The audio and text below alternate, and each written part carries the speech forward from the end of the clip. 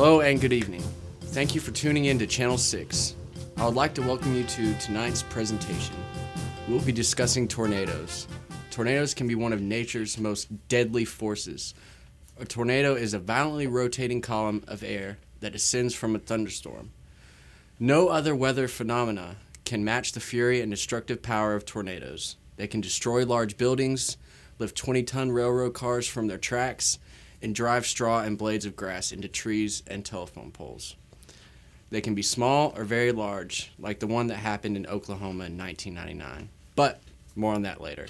Tornadoes could turn someone's life upside down by the damage that they can cause. Tonight we'll be highlighting what is, what causes, examples of, and finally meet a real-life survivor of a tornado. I will be giving you this topic to our meteorologist, Robert Coleman. Tonight I will be giving you some information on tornadoes. In light of recent events with tornadoes here in the South, especially Alabama, we feel here at Channel 6 that our viewers deserve the best knowledge on these weather phenomenon. Tonight I will be briefly explaining what causes a tornado, some examples of tornadoes, and finally we will meet a man who recently nearly lost his life to a tornado. In order to form a tornado, you need three very different types of air to come together in a particular way. 1.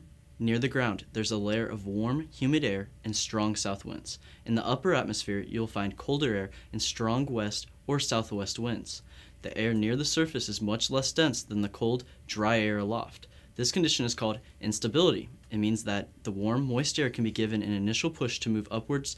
The air will keep on rising, sending moisture and energy to form a tornado's parent thunderstorm. The second ingredient is a change in wind speed and direction with height called wind shear. This is linked to the eventual development of rotation from which a tornado may form. The last thing you need is a layer of hot, dry air between the upper and lower layers. This middle layer acts as a cap and allows the warm air underneath to get even warmer and make the atmosphere even less stable.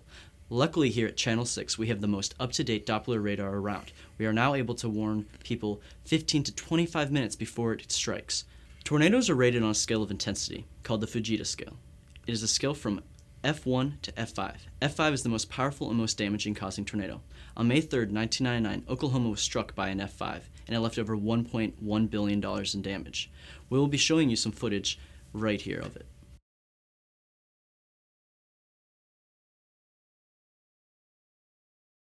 Finally, here's an interview piece with Farmer Rob. He is an actual survivor of a tornado. Well, it was just a normal day, just cut my field, when all of a sudden I saw it. It came down, it was heading my way. So I did what any man would do. I ran. I jumped into a ditch and grabbed a sign, and I hanged on with my dear life. That sign, it saved my life. Sadly, my house was demolished, but I'm still alive, and I thank God for that every day. That is a crazy story, Farmer Rob. I'm very glad you survived and practiced good safety techniques during the tornado.